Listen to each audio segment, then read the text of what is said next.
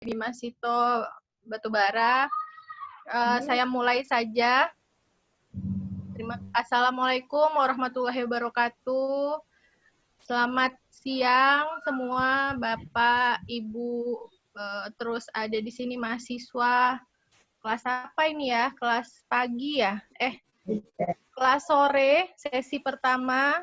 Nah, saya buat ini begini, biar nanti nggak banyak yang bertanya lagi, karena kita udah mulai programnya, kurikulumnya adalah Merdeka Belajar Kampus Merdeka. Jadi udah ikut program pemerintah. Jadi kenapa Bu mata kuliahnya kok ganti lagi? Udah ribet ini Bu, sana sini saya ngurus segala macam. Nah gitu. Jadi kita harus ikut program pemerintah Kampus Merdeka. Jadi kurikulum itu jadi berubah. Jadi perubahan kurikulum itu setiap 5 tahun sekali. Jadi ini adalah perubahan kurikulum. Jadi yang kena ini ya sabar sajalah, karena kita juga prodi udah mengusahakan yang mana yang terbaik, karena kita juga akreditasinya juga A, bagaimana mempertahankan akreditasi A, terus menjadikan lulusannya juga bukan lulusan yang bisalah dibanggakan ya kan oleh kampus, oleh selain orang tua ya kan. Jadi digeser sana, geser sini, mana mata kuliah wajib, mana yang terus kita ada asosiasi gitu. Jadi segala macam udah didiskusikan. Jadi bukan prodi saja, ini juga ikut dosen-dosen yang lain juga ikut, Bu Baby juga sama, sampai Pak Indra dosen senior juga ikut kita untuk menggodok kurikulum ini. Jadi bukan sembarang prodi saja yang mencomot, oh ini yang itu segala macam, enggak. Jadi ini banyak perdebatan juga.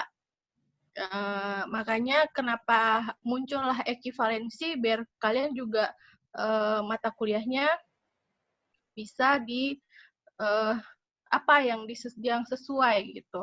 Nanti kalau mau lebih jelasnya, ini alhamdulillah sekali Bu Baby ya. Bu Baby ini udah ahli ahli dalam borang semua segala macam, sampai akreditasi kita A juga ini berkat tangan dingin Bu Baby nih. Jadi alhamdulillah Bu Baby udah mau bantuin prodi administrasi publik saya ya, dan yang lain dosen PA untuk bisa hadir. Apa sih ekivalensi itu seperti apa, kenapa harus ada ini dan begitu.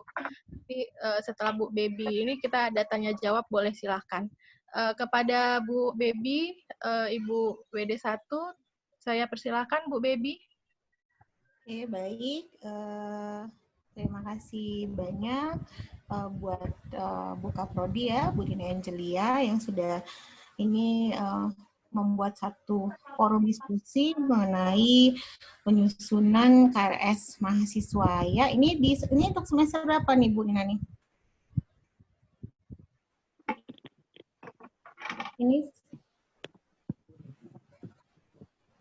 Ini semester berapa ini?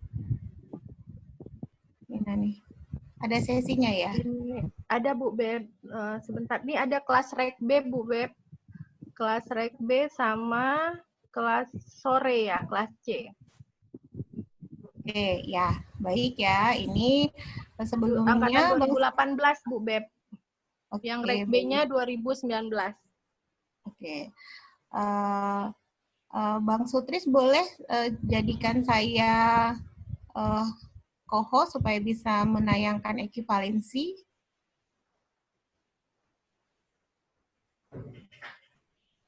Udah, Bu.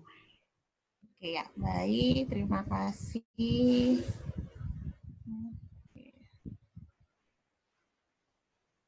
Bentar ya.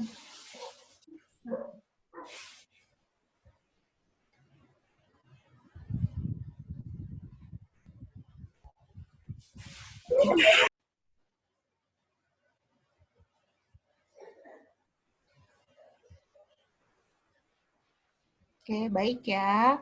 Assalamualaikum warahmatullahi wabarakatuh. Salam sejahtera buat kita semua ya. Yang saya hormati dan terima kasih banyak ini ya. Selain juga Ibu Kaprodi, para pembimbing akademik ya, Bapak Ibu sudah hadir juga mendampingi mahasiswa. Kemudian mahasiswa kita ini juga terima kasih ya sudah hadir. Jadi supaya tidak ada yang salah pengisian KRS, kemudian tidak ada pendabelan, kita diskusi bersama dalam penyusunan kurikulum. Jadi kurikulum itu terupdate ya, perubahan itu 5 tahun sekali. Nah, sudah masuk ke evaluasi kurikulum. Nah, kemudian pemerintah juga punya programnya MBKM, Merdeka Belajar Kampus Merdeka. Jadi MBKM ini tujuannya ini tembakannya untuk supaya capaian lulusan ini siap di lapangan begitu. Nah, makanya ada bobot beberapa bentuk pembelajaran dalam MBKM ya, ada pertukaran pelajar antar prodi di dalam perguruan tinggi. Ada pertukaran pelajar di luar prodi antar perguruan tinggi. Kemudian ada KKN tematik, ada magang. Kemudian ada juga studi independen ya. Jadi ada beberapa program yang diterapkan oleh pemerintah. Nah, kemudian satu lagi ada namanya kampus mengajar. Nah, alhamdulillah studi independen anak administrasi publik sudah ada yang ikut. Kalau saya tidak salah Rio ya Bu Nina ya, sudah mengikuti studi independen. Kemudian di kampus mengajar, alhamdulillah mahasiswa sudah ada nih yang ikut nih untuk di administrasi publik di tahap yang kedua. Ya, kemudian tidak hanya mahasiswanya saja, dosen juga mengikuti program kampus mengajar, termasuk saya sebagai dosen pembimbing lapangan di kampus mengajar di tahap yang kedua. Nah, itu salah satu bentuk dari implementasi program MBKM. Nah, kurikulumnya juga begitu. Untuk mencapai capaian lulusan yang ditentukan oleh prodi, maka ada strategi baru penyusunan kurikulum. Jadi beberapa mata kuliah yang dirubah dari yang lama sampai yang ke kurikulum baru. Perubahan kurikulum ini tidak hanya berdasarkan keinginan prodi saja, tetapi ada acuannya. Kita punya namanya asosiasi ilmu administrasi publik ya, namanya organisasi IAPA. Organisasi IAPA ini merupakan kumpulan dari para dosen dan perguruan tinggi se-Indonesia yang fokus pada program studi administrasi publik.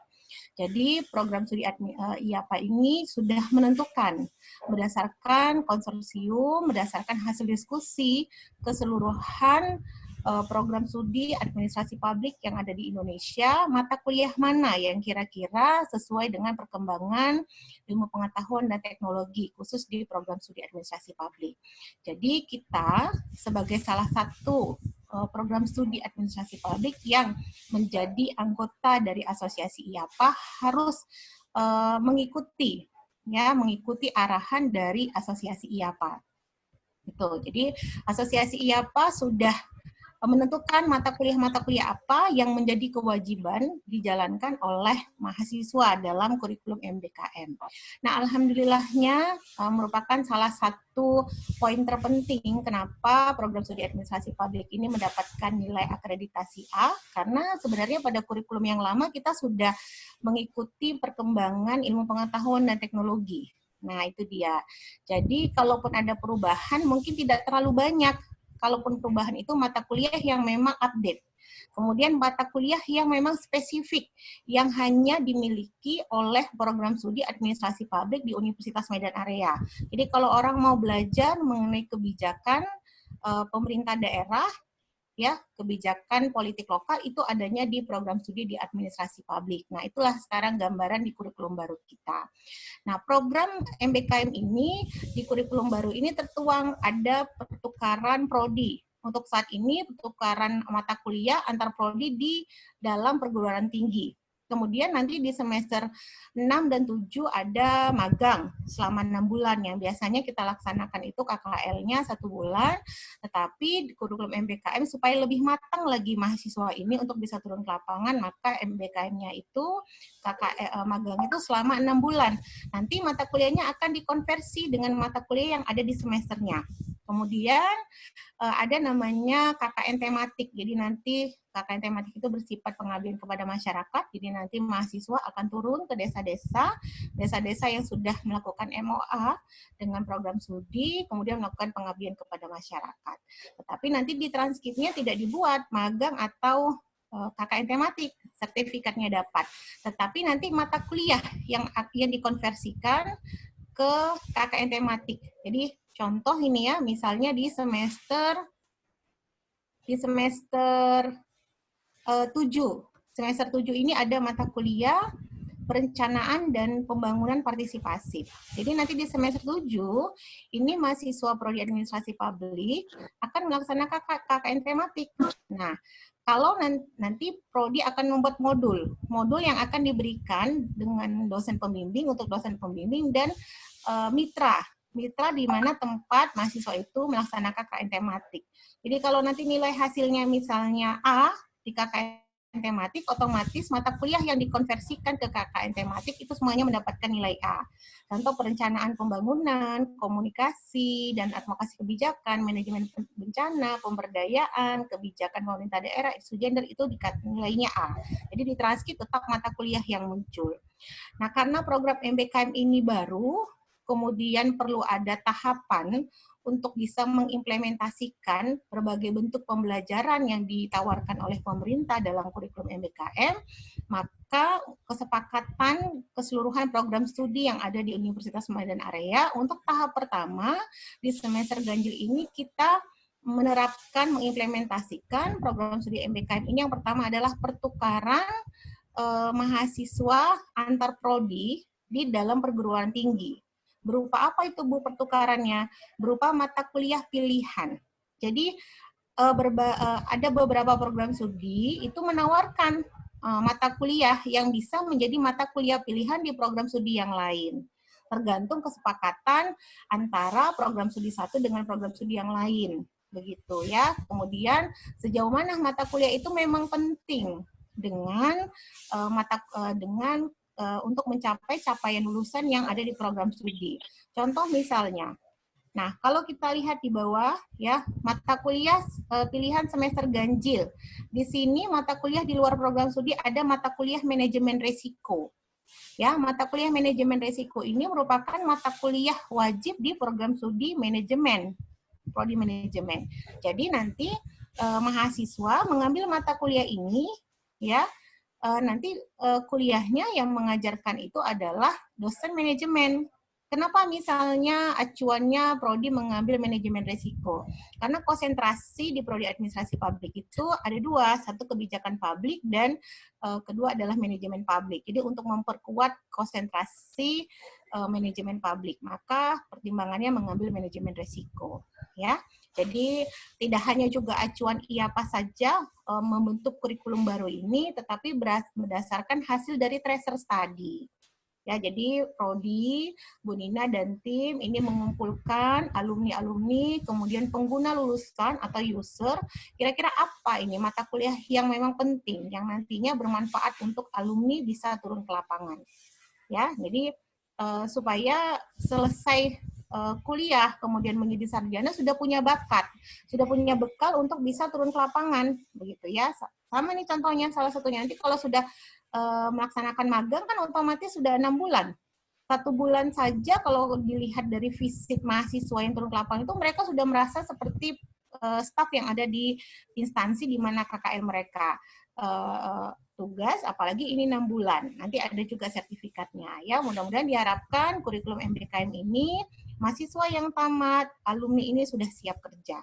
Nah, itu dia. Nah, persoalannya ini, Bu, kita nih bingung nih, Bu. Ada mata kuliah lama, ada mata kuliah baru, kan begitu ya? Oke, kita lihat. Nah, ekivalensi ini merupakan penyerataan ya antara mata kuliah bahan kajian yang lama atau mata kuliah yang lama dengan mata kuliah yang baru. Jadi penyertaan antara kurikulum lama dengan kurikulum baru. Otomatis kan ini berbagai macam, ada semester 3, ada semester 5, ada semester 7 untuk di ganjil ini. Nah, setiap mahasiswa bervariasi ini, ada yang sudah mengambil misalnya 10 mata kuliah, ada yang sudah mengambil 15 mata kuliah. Nah, kalau misalnya kurikulum baru, Bu, itu bagaimana ya, Bu? Nah, supaya mahasiswanya tidak dirugikan, maka muncullah ekivalensi ini. Penyerataan namanya. Supaya mahasiswa yang sudah mengambil mata kuliah A, kemudian tidak muncul lagi di mata kuliah di kurikulum baru, dia tidak dirugikan. Jadi dianggap dia sudah sama dengan mengambil mata kuliah yang lama. Contoh kita ambil ini ya, yang tidak muncul lagi. Oke.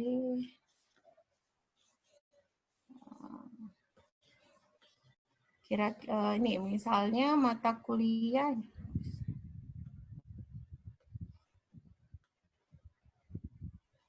Ya.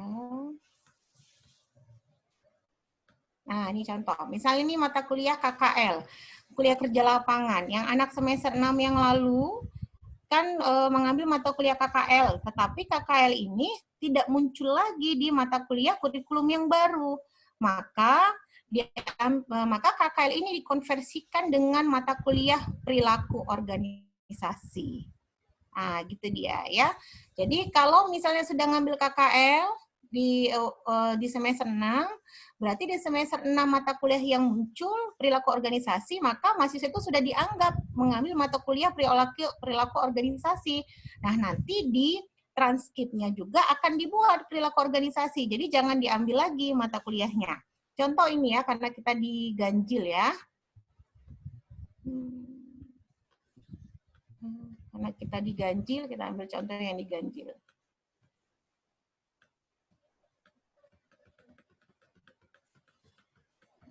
Oke, diganjil. Oke, nah ini. Nah, yang di sebelah sini, ya, ini mata kuliah semester 5. Oke, mata kuliah semester 5 ini ada mata kuliah yang baru, ada mata kuliah yang lama. Kemudian, Bu, yang semester 5 ini kan,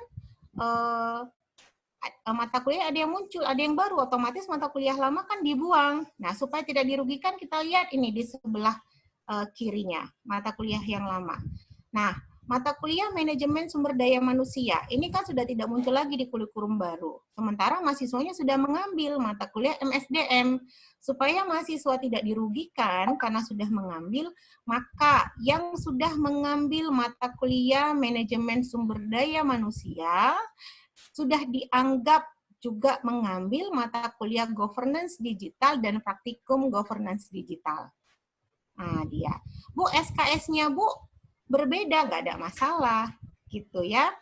Jadi SKS-nya 3 ke 2, 2 ke 3, ya itu nggak ada masalah. Yang penting mata kuliah yang diambil itu tidak dianggap ke kurikulum yang baru, sehingga kalian tidak dirugikan. Itu intinya.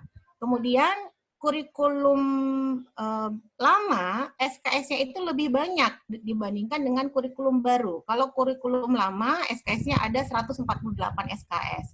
Kalau kurikulum baru ada 144 SKS. Begitu. Jadi ada beberapa mata kuliah yang 2 mata kuliah kemudian di-merger ke mata kuliah diekivalensi ke kurikulum yang baru. Nah, jadi kalau nanti anak yang semester 5 ini, semester 5 sudah ngambil nih manajemen sumber daya manusia, berarti dia sudah dianggap mengambil mata kuliah governance digital.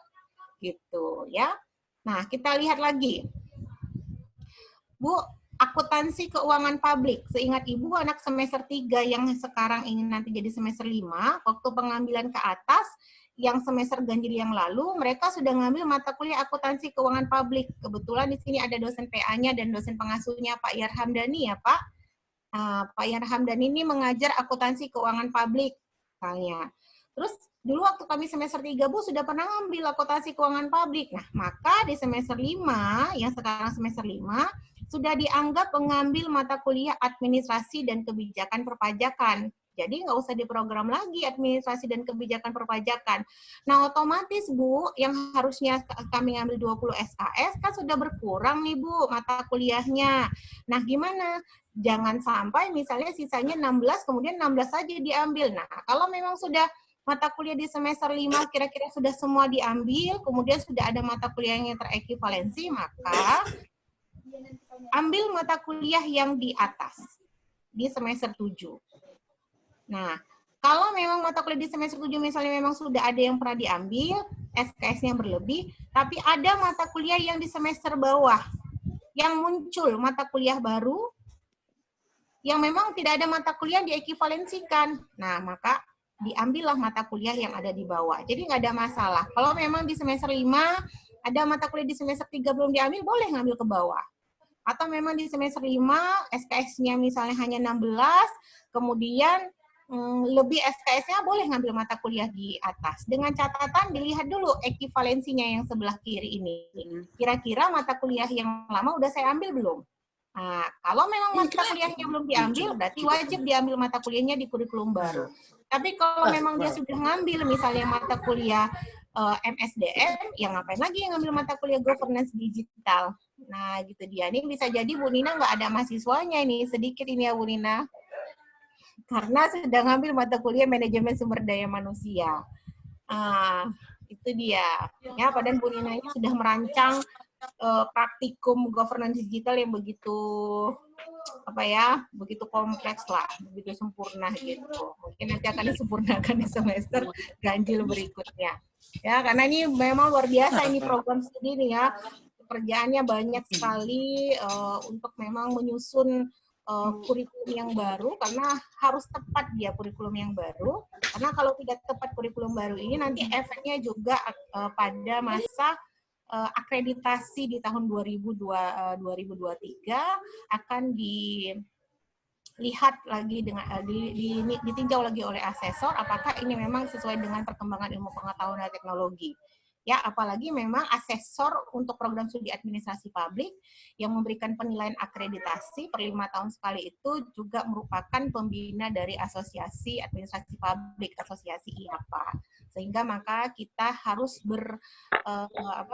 kita tuh harus bercermin atau kita salah satu trendsetter yang bisa kita acu untuk mata kuliah kurikulum baru ini adalah di Asosiasi IAPA. Nah, ya, jadi sebenarnya nggak usah pusing. Kita lihat saja nih mata kuliah dulu sebelah kiri. Oh, saya mata kuliah sebelah kiri ini, yang ini sudah ambil nih. Nah, kira-kira mata kuliah yang lama, ekuivalensi mata kuliah apa ya yang baru? Oh, mata kuliahnya si A, mata kuliah A, mata kuliah B, mata kuliah C. Oh, berarti saya nggak ngambil lagi. Oke, di total dulu berapa SKS-nya? Wah, saya ada kelebihan ini, kira-kira 6 SKS, berarti saya ngambil ke atas. Atau ada mata kuliah yang lama, yang saya belum ambil, tapi ada di semester bawah, berarti saya ulang lagi ke semester bawah. Jadi nggak ada masalah. Karena setiap mahasiswa semester 3, semester 5, semester 7 itu punya pergerakan atau punya progres yang berbeda akademiknya. Nah, jadi hati-hati, jangan lihat punya teman saja, ya, harus berpatokan dengan KRS yang sudah dipegang. Jadi dicek ulang lagi KRS dari mulai awal, khususnya di semester ganjil. Kira-kira saya sedang ambil mata kuliah apa? Tidak ada berpatokan misalnya, oh si A ngambil mata kuliah ini, oh berarti saya udah ngambil mata kuliah ini. Nggak boleh begitu. Karena nanti ketahuannya nanti di sidang. Karena ikut-ikut teman, KRS-nya biasanya yang ngisi teman, tahu-tahu dia juga nggak paham mata kuliah apa yang udah diambil, mata kuliah belum yang mana yang belum diambil. Nah, itu dia. Ya, itu dia sering kejadian, ya. Jadi dicek ulang lagi, walaupun ada berita gembira juga ini ya.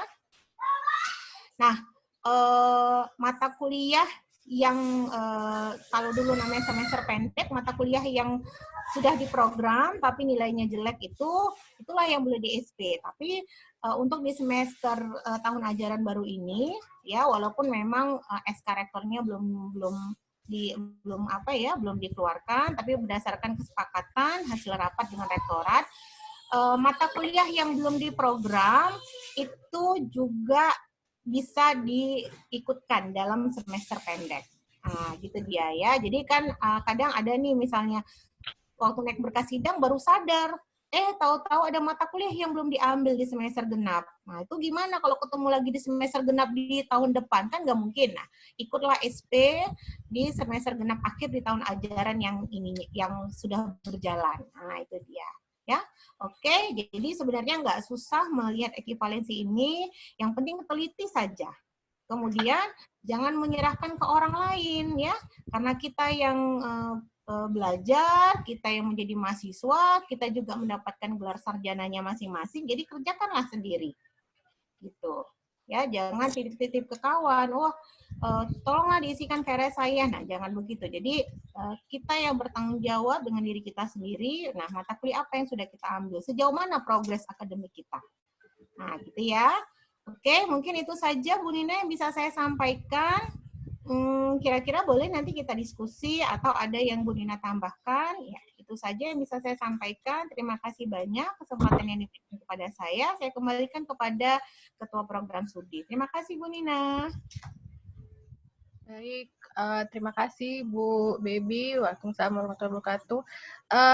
Jadi diingat lagi ya pesan Bu Baby tadi, KRS jangan itu banyak ya Bu Baby, karena itu udah terakhir baru tersadar ada.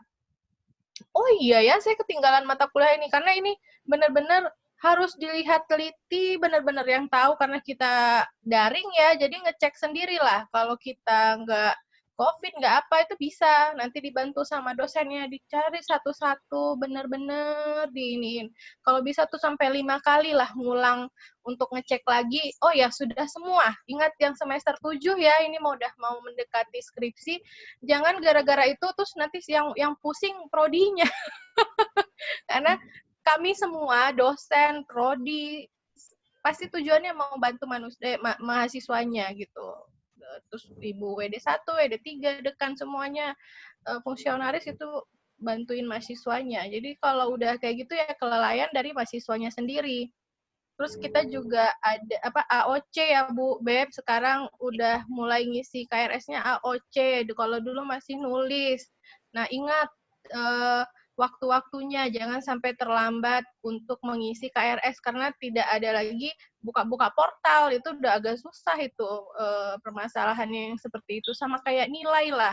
Jadi kalau nilai tolong ya selagi daring ini diperhatikan hal-hal yang memang membuat kita, oh ya saya belum ini, saya mau lihat nilai, saya mau lihat KRS saya udah diisi apa belum, ditanya sama dosen PA-nya udah masuk apa belum, nah kayak gitu. Udah dilihat apa belum, ada yang masih kurang nggak gitu, nggak apa-apa, dosennya senang sekali kalau mahasiswanya ditanyain seperti itu gitu, jadi saling menolong. Oke, kalau ada pertanyaan silahkan. Saya Bu. Siapa? Ya Pak Dani, bisa diaktifkan kameranya biar kami lihat gambar Bapak, karena udah rindu, karena katanya udah potong rambut ya. Rambut baru, alhamdulillah. Mau nanya Bu. Silakan Pak Dani. Kalau seandainya, ya kan, kalau seandainya ada mahasiswa yang mengulang di mata kuliah yang sudah diganti gitu Bu. Apakah nanti dia ngambilnya di mata kuliah yang penggantinya itu, atau mungkin ada apa lain lah gitu kan Bu, sama kan tetap sama pada pengacuannya pada yang dahulu kan Bu, kalau pengambilan mata kuliah sesuaikan dengan jumlah SKS yang ada kan, itu aja mungkin Bu.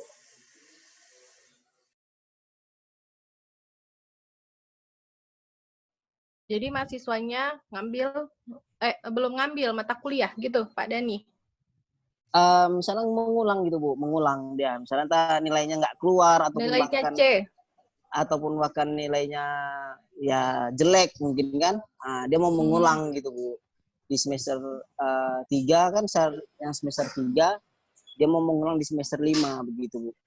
Kemudian mata kuliahnya itu semester ternyata 5 ngulang di semester 3 nggak Pak? Kebalik. Iya, dia apa yang mata kuliahnya di semester 3 kan diulang dia di semester 5 gitu Bu. Oh gitu ya. Kemudian mata kuliahnya itu berubah kan gitu Bu. Kan sudah tidak ada lagi. Contohnya macam akuntansi keuangan publik tadi lah, misalnya kita contohkan ya Bu ya. Walaupun itu kan ada semester genap tuh ya Bu kan. Iya.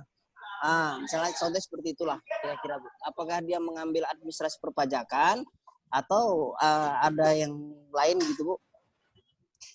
Oke, kalau dia belum ngambil, tadinya itu ada mata kuliah itu ya disesuaikan lagi Pak Dani dengan yang mata kuliah MBKM gitu. Oh, berarti dia di semester ganjil ini ngambil mata kuliah yang sudah di apakan lah ekivalensi kan ya Bu ya? Iya gitu. Oh iya. Mm. Kan Mungkin kalau Bu jumlah Baby SKS ada kan sesuai tambahan? kan. Iya, Iya. benar.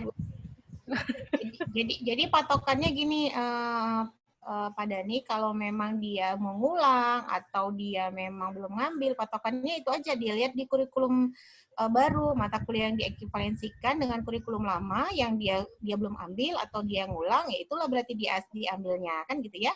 Jadi benar yang disampaikan Pak Dani, kalau dia akuntansi keuangan publik mendapatkan nilai E misalnya, kemudian dia mau ngulang ini, ya dia berarti mata kuliahnya administrasi perpajakan gitu. Nah, tapi saya rasa kayaknya di mata kuliah akuntansi keuangan publik nggak ada yang dapat E lah ini ya, dosennya kan Pak Dani. Tapi kayak perpajakan ada Bu, yang ada keluar nilainya Bu. Oh, ada juga Ada ya. ya. Jadi kalau misalnya SKS-nya lebih, sayang kan daripada satu semester ini nggak ada ke kelas, ya ulang aja kalau memang nilainya jelek. Tapi karena memang SKS-nya sudah full, mata kuliah banyak yang belum diprogram, kemudian mau cepat tamat, ya nanti SP saja. Kan boleh nanti sekarang SP yang tidak diprogram, mata kuliahnya bisa di SP-kan. Jadi keuntungannya itu. Ya, tapi SP-nya sekarang sudah berbeda. Kalau SP yang terakhir nih ya, tahun ajaran 2020-2021 kan itu 4 kali tatap muka dikali 2 ya. Tapi kalau SP yang untuk berikutnya, karena memang semester antaranya itu benar-benar mata kuliah yang belum diprogram pun ikut kuliah, maka juga pelaksanaan SP-nya sama seperti perkuliahan seperti biasa. Jadi 14 kali tatap muka, cuman waktunya saja rentan yang agak padat gitu dia. Jadi seminggu itu mungkin beberapa kali pertemuan, dan pembayarannya juga berbeda. Kalau semester antara yang terakhir tahun yang ini itu, dia kan hitungnya per SKS ya. Tapi kalau untuk yang semester yang baru nanti ya, semester antara itu dia hitungnya berapa persen dari, belum ditetapkan ya, tapi berapa persen dari uang kuliah sesuai dengan stambuknya. Tapi gitu. Kalau misalnya SP-nya 2019, jadi dilihat dari stambuknya berapa uang kuliahnya per stambuk, berapa persen pembayarannya untuk mengikuti SP. Itu salah satu program untuk bisa percepatan lulus mahasiswa tepat waktu gitu. Tetapi tidak juga meninggalkan mutu. Tetap kita menerapkan mutu yang berkualitas gitu ya. Jadi tepat waktu dapat, mutunya pun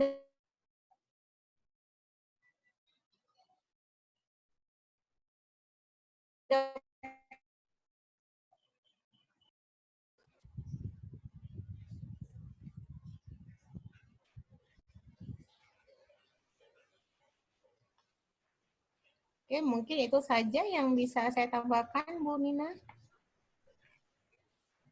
Oke, terima kasih Bu Baby. Pak Yarhamdani, udah ada lagi Pak yang Oke Bu. Udah Bu. Oke, udah bisa ya. Oke, siapa lagi yang mau bertanya dari mahasiswa boleh. Karena nanti kita mau masuk ke sesi 2. Assalamualaikum Bu, saya Ya, silakan. mau nanya ya. nih ke Bu Baby gitu, karena semalam kita udah teleponan ya Bu ya, soal ada mata kuliah hukum administrasi negara yang pada tahun lalu itu 2 tahun lalu itu di 2019 masih berada di semester ganjil. Nah, berketepatan dengan revisi kurikulum di Prodi AP, mata kuliah tersebut mengalami perpindahan dari sebelumnya di semester ganjil ke semester genap. Jadi yang mau saya tanyakan, saat ini saya dengan teman-teman lain yang di semester 7 ada target kami pingin segera tamat gitu. Kalau bisa sebelum berakhir semester 8 kami bisa tamat gitu kan. Tapi kalau kami belum mengambil mata kuliah hukum administrasi negara yang sekarang berada di semester genap, maka kami hanya bisa mengulangnya di semester genap depan, yang artinya semester 8 gitu kan Bu. Kami ini kan masih kurikulum anak lama gitu kan Bu. Mohonlah kiranya dari PD1, dari Ibu Baby, bisa membuka kelas khusus untuk anak angkatan 2018 yang di semester 7 bisa mengambil mata kuliah Hukum Administrasi Negara yang kini pindah ke semester genap. Itu.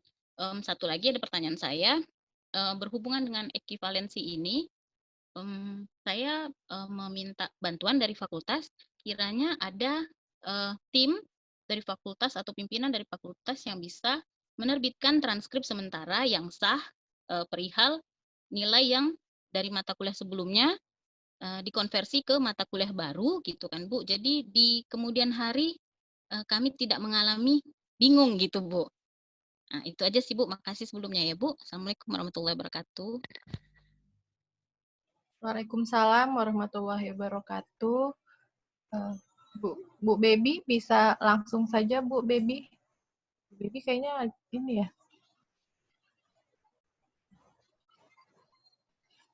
Freeze ini Bu Baby kayaknya sinyalnya. Nah. Nanti lagi keluar nih Bu Baby. Nanti Dian bisa ulang lagi ya pertanyaannya ya. Karena jaringan nih, saya juga dari tadi keluar masuk nih. Keluar masuk gitu. Jaringannya susah sekali. Ini Dian udah dicek semua? Memang ada yang belum berarti? Iya Bu, jadi barusan nih saya cek nilai ekivalensi saya sudah lulus 124 SKS. Jadi kekurangan saya itu 20 SKS lagi, termasuk seminar proposal, hasil, dan skripsi. Yang artinya ada sekitar 12 SKS lagi untuk mata kuliah semester 7 yang bisa saya isi, yang bisa saya ambil kan Bu. Nah, di semester 7 yang daftarnya dari ekivalen itu Bu, untuk tabel yang kanan, mata kuliah perencanaan dan pembangunan partisipatif, kebetulan kami waktu semester 5 kan sudah mengambil human relation. Jadi saya udah lulus, kami sekelas itu alhamdulillah lulus.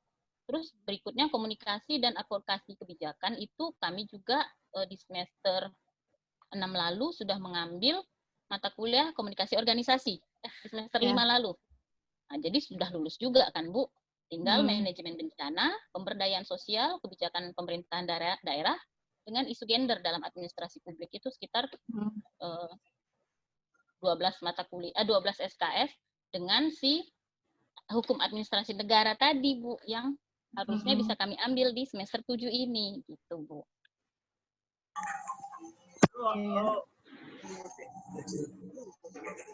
Ya kalau itu sih memang harus diambilnya per semester ya, ganjil, genap gitu kan. Jadi kalau ada seperti itu ya, kalau ada ya tadi yang sarannya sih gitu ke WD1 ya kan, kalau saya cuman ini. Nanti mungkin saya sampaikan lagi lah. Nah, karena ini kan di record juga, nanti mungkin bisa Bu. Ada berapa orang? Banyak sih Bu. Kemarin yang belum ngambil? Satu kelas kami belum ngambil Bu, karena di zaman kami itu di semester 3 kan tidak bisa ngambil paket semester 7, kalaupun boleh bawa semester atas kan Bu. Nah saat 2019 itu kami semester 3, mata kuliah hukum administrasi itu semester 7. Hukum administrasi negara di semester 7, kami hanya bisa ngambil semester 5, paket ke atas ya kan Bu. Nah ketika kami semester 5, itu tahun 2020, mata kuliah hukum administrasi negara sudah berpindah ke genap. Gitu. Yang artinya kalaupun kami mau ngambil semester 6 lalu gitu kan Bu. Kami tidak tahu waktu semester 6 lalu ada perubahan kurikulum. Ya kalau kami tahu pasti kami ambil kan waktu kemarin Bu. Nggak semua juga nggak tahu ini. Dosen juga baru tahu. Jadi kadang-kadang pun dosen ada juga yang nggak ada lagi nih mata kuliah saya. Seperti itu juga gitu loh. Karena kan karena ya tadi dibilang Bu Baby, kita juga ada ini ini Bu Baby udah muncul. Bu Beb, mau diulang apa? Itu yang pertanyaan Dian tadi Bu Beb, dia di semester kebetulan putus pula waktu Bu Dian ngomong, boleh diulang lagi? Silakan Bu Baby, saya ulang lagi lah. Jadi ini kan Bu Baby,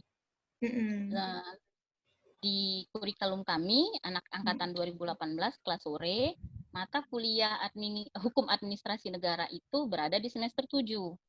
Oke. Terus ketika kami semester 3 pada tahun 2019, mata kuliah hukum administrasi negara kan itu diganjil. Tapi kan kami tidak bisa ngambil lompat langsung semester 7 tuh. Harus kalau ngambil ke atas kan paling boleh deket tuh semester 5 kan gitu, Bu. Ya, benar. Jadi kami tidak mengambil lah mata kuliah itu. Ketika kami semester 5 di tahun 2020, mata kuliah hukum administrasi negara sudah tidak ada, sudah berpindah ke genap di semester 2 di tahun 2020 gitu kan, Bu. Nah, yang mau saya tanyakan, ini sekarang kami kan semester 7 nih, Bu. Ya. Kami belum ngambil mata kuliah hukum administrasi negara. Ya. Terus kalau kami menunggu genap berikutnya di semester 8, ya kami kan fokusnya, saya pribadi ya Bu, fokusnya kan untuk seminar hasil dan skripsi. Jadi kalau menunggu 1 semester lagi untuk selesaikan 1 mata kuliah, kan ada yang perlu saya kejar gitu kan Bu. Saya rasa karena sehubungan dengan konversi mata kuliah ini, mohon bantuan Ibu gitu dengan keadaan kami yang 2018 ada perpindahan mata kuliah dari ganjil ke genap, bisa nggak Bu itu kami sekelas di 2018 ini dibukakan kelas khusus mata kuliah hukum administrasi negara untuk anak semester 7 gitu Bu. Jadi kami bisa ngambil itu di tetap ganjil gitu Ibu. Tuh, pertanyaan kedua, bagaimana kalau pihak fakultas, saya pribadi gitu kan Bu, karena saya ini kebetulan kerja di USU, saya di tata usaha prodi gitu kan Bu, prodi kami juga pernah beberapa kali mengadakan kurikulum yang direvisi gitu kan Bu. Bagaimana jika pihak pimpinan fakultas bisa menerbitkan transkrip sementara yang sah, yang bisa kami pegang sebagai bukti bahwa nilai ekivalen kami ini yang sebelumnya kurikulum lama yang kami ambil memang setara dengan mata kuliah yang kurikulum baru gitu Bu. Jadi tidak salah paham, tidak menurut kami pandai-pandian gitulah kan Bu. Kami rasakan ini udah benar gini, rupanya salah gitu kan Bu. Tapi kalau ada pihak pimpinan yang mensahkan ekivalensi nilai kami ini kan alangkah enaknya gitu ya Bu. Jadinya kan kaminya merasa tenang gitu kan Bu. Kitanya juga sama-sama enak gitu Bu. Itu aja sih Bu pertanyaannya. Terima kasih ya Bu. Assalamualaikum warahmatullahi wabarakatuh. Waalaikumsalam warahmatullahi wabarakatuh. Baik, terima kasih Bu Dian ya. Nah, jadi hukum administrasi negara ini punya sejarah panjang ini, penempatannya dari 3 ke 7 ya, kemudian balik lagi ke genap. Nah, dulu hukum administrasi negara ini di semester 3. Ya kan? Kemudian ada mata kuliah kewirausahaan itu di semester 7. Gitu. Karena kalau di semester 7 kewirausahaan otomatis mahasiswanya sudah mulai semester akhir, tidak fokus untuk mengerjakan proposal, hibah, bagian pengabdian kepada masyarakat atau kewirausahaan yang jenis yang berbagai macam jenis kewirausahaan. Maka universitas ya menghimbau untuk prodi memindahkan mata kuliah hukum mata kuliah kewirausahaan di semester 3. Jadi berdasarkan hasil rapat ya waktu itu masih almarhum Bunda Dewi ya sebagai Kaprodi, maka hukum administrasi negara dipindahkan ke semester 7, kemudian kewirausahaan di semester 3. Itu dulu sejarah yang pertama. Yang kedua, nah di kurikulum baru ternyata hukum administrasi negara ini muncul di genap ya, semester 2 ya Bu Nina ya. Oke. Nah, jadi gini, pertimbangan di kurikulum. Jadi kurikulum yang lama dulu 2015-2016 ya tidak ada patokan pembentukan pembelajaran, bentuk pembelajaran gitu. Kalau kurikulum MBKM ini ada bentuk pembelajaran. Salah satunya tadi contohnya pertukaran antar prodi, mata kuliah di luar prodi. Kemudian ada KKN tematik, ada magang. Nah, jadi ada beberapa hal yang menjadi pertimbangan kenapa posisi mata kuliah A kemudian berada di semester ini. Kenapa posisi mata kuliah B ada di semester ini gitu. Karena untuk menempatkan mata kuliah yang bagian KKN tematik yang sifatnya adalah pengabdian kepada masyarakat, kemudian posisinya ada mata kuliah yang magang yang bisa disesuaikan. Karena gini, seperti gini, kalau kita masukkan hukum administrasi negara di semester 7, itu posisinya adalah KKN tematik. Tidak akan mungkin bisa kita setarakan pengabdian kepada masyarakat, ya, mahasiswa turun ke lapangan mendapatkan ilmu hukum administrasi negara. Kan begitu ya. Jadi yang paling pas misalnya apa? Oh, pemberdayaan sosial, karena dia turun ke lapangan, ke desa. Nah, jadi kelinearannya, garis benang merahnya dapat dari pemberdayaan sosial, kemudian ke pengabdian kepada masyarakat. Maka penempatan setiap mata kuliah di semester itu sudah ada standarnya, sudah ada acuannya. Maka kenapa hukum administrasi negara kemudian turun di semester genap. Nah, itu bagaimana Bu untuk yang semester 7? Otomatis kan harus ketemu di semester 8. Kan begitu ya. Kalau kita berkas semester 7 juga nggak bisa ngambil skripsi. Karena yang namanya skripsi, itu mata kuliah semuanya sudah keluar nilainya. Baru bisa naik berkas sidang. Otomatis pasti mengambil di semester 8, nggak bisa di semester 7. Nah, gitu dia ya. Nah, belajar dari wisuda di tahun ini, itu wisuda kita itu di bulan 3 dan di bulan 10. Kan gitu ya. Kalau di bulan 3, itu peralihan antara semester ganjil dan semester genap. Gitu. Jadi otomatis nggak akan mungkin bisa ikut wisuda di prodi di bulan 3.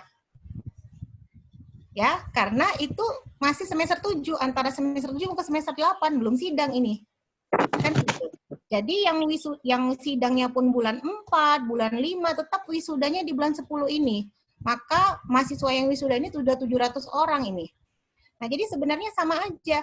Kalau misalnya nanti di semester 7 sudah seminar hasil, nah di semester 8, ambillah mata kuliah hukum administrasi negara dengan mata kuliah skripsi. Kan begitu ya. Nah, setelah hukum administrasi negara ini keluar nilai UAS-nya, kita kan sekarang nilai UAS-nya kan cepat ya. Jadi nanti mungkin prodi, ya mudah-mudahan Bu Nina lagi nih Kaprodinya bisa mensosialisasi ke dosennya, minta tolong nilai hukum administrasi negara cepat dikeluarkan. Nah, juga sambil mahasiswanya siapkan berkas-berkas untuk sidang. Ya, siapkanlah hasil skripsinya. Skripsinya sudah baik, sudah di-ACC oleh dosen-dosennya, ya, dosen pembimbing. Jadi nilai keluar hukum administrasi negara, berkas sidang sudah lengkap, oke, tinggal kita naikkan ke atas untuk mengeluarkan SK sidang. Maka tetap juga wisudanya di bulan 10. Nah, supaya tidak kena tahap 1 dan 2, maka setelah nilai UAS itu keluar, berkas sidang sudah lengkap, berkas langsung naik. Dengan catatan berkas harus lengkap ya. Sertifikat, persyaratan semuanya harus lengkap. Nah, kalau berkas sidang sudah naik, itu sudah dianggap lengkap, maka sampai batas itulah tanggal yang sudah di-ACC oleh universitas. Jadi mahasiswa nggak lagi kena bayar tahap 1 dan tahap 2. Jadi nggak ada yang dirugikan sebenarnya. Ya. Nah, itu dia. Jadi ambil saja nanti hukum administrasi negara di semester 8 sampai di skripsi. Skripsi pun di semester 7 ini kalau SKS-nya lebih pun nggak ada guna. Yang namanya skripsi itu adalah sidang meja hijau. Sidang meja hijau itu nilai semua harus keluar. Kan begitu. Walaupun misalnya hukum administrasi negara ini pun ada di semester 7, kan otomatis tunggu nilainya keluar dulu. Baru kita program lagi skripsi. Jadi sebenarnya sama saja. Ya, nggak ada masalah. Oke, masalah ekivalensi yang sudah di-share oleh Bu Nina, itu sudah ekivalensi yang dinyatakan legal oleh fakultas. Kalau untuk tanda tangan, kebetulan kalau memang nanti ada keperluan nih kan masing-masing mahasiswa ada yang sudah bekerja, ada yang belum, kan begitu ya. Kalau memang perlu ekivalensinya untuk memperkuat adanya penyerataan antara kurikulum lama, kurikulum baru, nanti bisa dibuat suratnya, keterangan dari fakultas. Kebetulan Bu, kami semua fungsionaris sedang WFH. Jadi kami pun nggak boleh, masuk kantor pun nggak boleh gitu. Jadi hanya boleh di pos sapam saja. Saya kalau masuk kantor, saya harus wasa dulu Pak Rektor, saya boleh atau tidak masuk kantor. Karena memang sudah banyak, baik itu keluarga ataupun beberapa pegawai kita yang terpapar COVID. Jadi untuk menjaga supaya tidak menyebar ya, terpapar COVID, sehingga sampai sekarang universitas kita masih WFH dan itu berjalan dengan ketat ya. Jadi bagus sekali sebenarnya supaya untuk menghindari tingkat terpapar COVID. Jadi yang di-share Bu Nina itu adalah ekivalensi yang legal dan tidak ada yang dirugikan seperti yang saya jelaskan sebelumnya. Misalnya mata kuliah manajemen sumber daya manusia, Bu Dian sudah ngambil, otomatis nanti akan diekivalensikan dengan mata kuliah governance digital. Sebenarnya mahasiswanya jadi tambah diuntungkan ini. Kenapa? Udah ngambil mata kuliah lama, tapi muncul di transkripnya ini kurikulum baru yang sudah update lagi. Kan governance digital ini kan mata kuliah yang sesuai dengan perkembangan ilmu pengetahuan dan teknologi kan. Mungkin Bu Nina, Bu Marlina, Bu Baby zaman dulu nggak ada mata kuliah itu. Nah, mahasiswa ini sekarang udah ada mata kuliah itu. Malah mudah-mudahan itu menjadi dasar supaya lebih mudah lagi mendapatkan pekerjaan. Oh, ternyata sudah bisa ini menggunakan governance digital, sudah bisa menerapkan pelayanan publik secara online, secara digital. Itu bisa menjadi poin penting untuk instansi atau perusahaan yang menerima nantinya alumni kita. Nah, itu dia. Jadi, insya Allah mudah-mudahan kami berusaha keras ya untuk bisa peralihan ini dari kurikulum lama dan kurikulum baru untuk mahasiswa tidak ada yang dirugikan dan kurikulum baru ini diharapkan juga supaya lebih meningkatkan ya ketercapaian lulusan ini sesuai dengan keilmuan yang dibawa. Karena berdasarkan evaluasi dari tracer study, juga ada beberapa alumni kita yang basicnya misalnya di program studi ternyata tidak sesuai dengan capaian lulusan. Begitu ya Bu Nina ya, berdasarkan hasil tracer study ya. Jadi makanya memang betul matang-matang. Jadi kurikulum baru ini ya dibuat ini tidak hanya berdasarkan mungkin keinginan Bu Nina saja atau keinginan Pak Indra saja atau keinginan saya saja, tidak. Jadi berdasarkan tadi konsorsium. Setiap program studi harus ada kiblat konsorsiumnya. Kita punya asosiasi IAPA. Kebetulan juga asesor kita yang tahun 2018 ya yang memberikan kita nilai akreditasi A, alhamdulillah itu juga merupakan pembina dari asosiasi IAPA ya, Profesor Susilo Zawuhar dari Universitas Brawijaya dan satu lagi Pak Dr. Meizi, kebetulan juga itu dosen Bu Nina ya di Universitas Riau gitu. Kemudian dilihat dari tracer study-nya. Nah, jadi kita mengevaluasi dulu nih, kira-kira kurikulum lama ini mana kelemahannya? Apa mata kuliah apa yang tidak lagi update? Nah, itu juga kami dapat juga dari pengguna lulusan, usernya. Jadi pengguna lulusan itu adalah orang yang merupakan atasan dari alumni kita, di mana tempat dia bekerja. Jadi kita lihat, ini tidak bermanfaat lagi ini, maka kita update lagi. Nah, jadi ada beberapa poin yang menjadi dasar kita untuk bisa membentuk satu kurikulum MBKM sesuai dengan aturan atau rules yang sudah ditentukan oleh Kementerian Pendidikan dan Kebudayaan ya. Kurikulum Merdeka Belajar Kampus Merdeka. Nah, itu dia. Begitu Bu Dian, mudah-mudahan penjelasan yang kami sampaikan ini sudah bisa menjawab ya kegelisahan-kegelisahan. Karena mungkin ada beberapa juga mahasiswa kita ini yang sudah bekerja, ya. Begitu. Kalau memang ada lagi muncul kegelisahan setelah forum ini, boleh Bu Nina, Bu Baby, Bu Marlina, dosen TA, dan dosen PA yang lain siap insya Allah memberikan informasi jalan keluar ya untuk bisa menjawab masalah-masalah yang mungkin masih membingungkan ini. Inilah pentingnya forum ini yang kita buat supaya tidak ada kesalahan. Karena pengalaman tidak hanya perubahan dari kurikulum lama ke kurikulum baru saja, kurikulum lama pun terkadang ada juga mahasiswa yang silap membuat mata kuliah, menentukan mata kuliah. Nah, apalagi ini kan peralihan ini, kurikulum lama ke kurikulum baru, gitu. Ya, mungkin itu ya Bu Dian ya. Ibu, terima kasih jawabannya Bu ya. Ya, sama-sama. Baik, terima kasih Bu Beb. Jadi gitulah banyak kalau mau diceritain sejarah.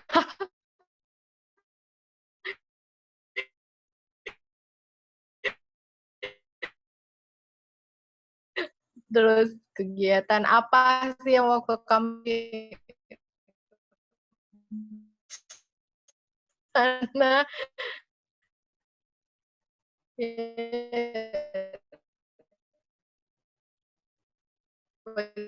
juga